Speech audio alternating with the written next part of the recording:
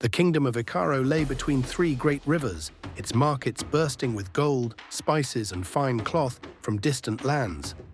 For generations, the royal bloodline had ruled with wisdom and strength, but beneath the harmony, greed was slowly poisoning the air. Prince Adisa, barely 20, was the only son of King Adeyemi, a ruler loved for his fairness. Adisa's mother, Oniye, had raised him to value the people's trust above gold, but some in the royal court saw his gentle manner as weakness.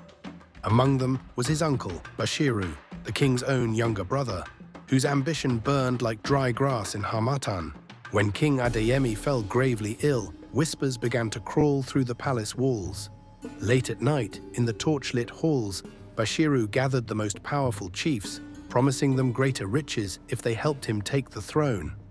Chief Mofa, a man whose loyalty could be bought like cattle in the market, was the first to kneel. Others followed. One rainless morning, the palace bell tolled 3 times, the signal that the king had died. Adisa was still in the inner chamber, mourning by his father's side, when the war drums began to sound outside. By the time he stepped into the courtyard, Bashiru was standing on the palace steps, wearing the royal beads. The council has chosen me to protect the kingdom. Adisa is too young to rule in these dangerous times. Touch my son, and may the rivers themselves rise against you. That night, under the cover of darkness, Oniye bribed a palace servant to lead them through a hidden passage.